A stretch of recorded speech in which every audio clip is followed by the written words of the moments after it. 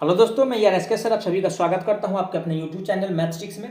तो चलिए दोस्तों, आज बात करेंगे यानी कि कंप्यूटर एवोल्यूशन एंड डेवलपमेंट, यानी कि कंप्यूटर का उद्भव और विकास के सभी एमसीक्यू को करेंगे जो एग्जाम में बार बार पूछा जाता है TG2 में। ठीक है, और इस बार भी क्वेश्चंस आने की संभावना है। तो चलिए आज का सबसे पहला प्रश्न से स्टार्ट करते हैं। साथ ही साथ अगर आप लोग हमारे चैनल पर नए हैं तो प्लीज़ चैनल को जरूर सब्सक्राइब कीजिएगा।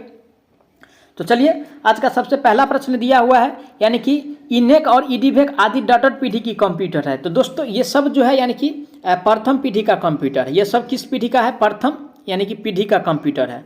तो ऑप्शन नंबर किस में दिया है? प्रथम पीढ़ी। तो ऑप्शन नंबर यानी कि सी में दिया है। राइट आंसर की बात किया जाए ऑप्शन नंबर सी हो जाएगा।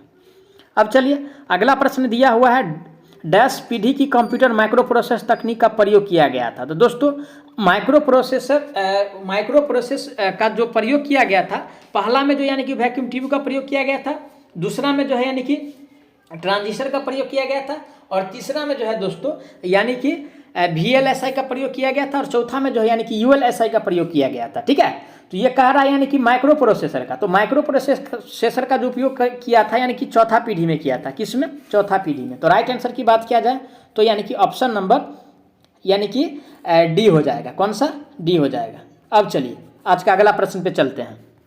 अगला प्रश्न दिया हुआ है, उन्नत तकनीक जैसे कि कृत्रिम बुद्धिमत्ता, क्वांटम, उसके बाद जो है कंप्यूटिंग आदि मुख्य रूप से डैश पीढ़ी के कंप्यूटरों के लिए थी। तो दोस्तों ये सब जो था ये नहीं कि पाँचवीं, ठीक है, यानी कि पाँचवीं पीढ़ी के कंप्यूटर में इस सब का यानी कि जिक्र किया गया था। ठीक है, तो राइट आंसर की बात किया जाए पाँचवीं ऑप्शन नंबर किस में दिया? ऑप्शन नंबर सी में दिया है। राइट आंसर सी हो जाएगा।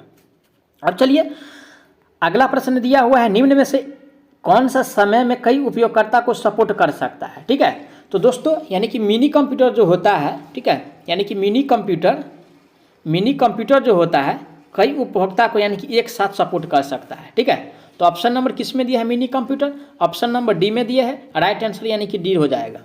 अब चलिए आज का अगला प्रश्न दिया है, यानी कि परिकलक कैलकुलेटर की उत्पत्ति डॉटेड से हुई थी। तो दोस्तों इसका उत्पत्ति जो है यानी कि अवकेश से हुई थी। ठीक है, किससे?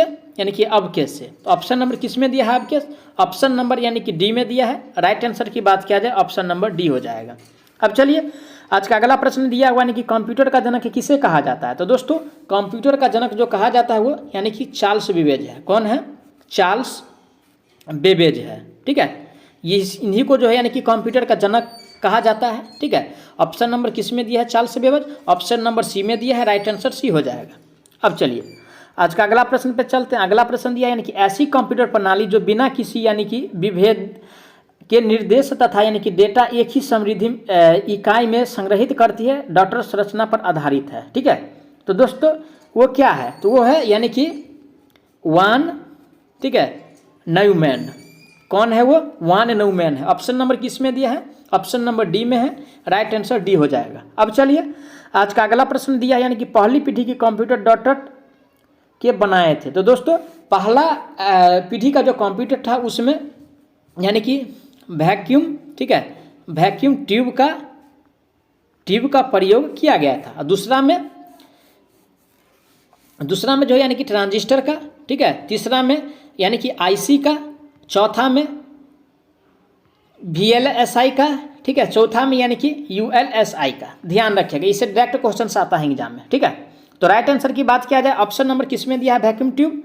तो ऑप्शन नंबर ए में दिया है। राइट आंसर यानी कि ए हो जाएगा। अब चलिए आज का अगला प्रश्न दिया हुआ है, यानी कि IBM 360 और IBM 370 कंप्यूटर डैश से संबंधित है। तो दोस्तों ये जो है ये यानी कि तीसरी पीढ़ी से संबंधित है। ठीक है, ये सब कंप्यूटर जो है यानी कि तीसरी पीढ़ी का है।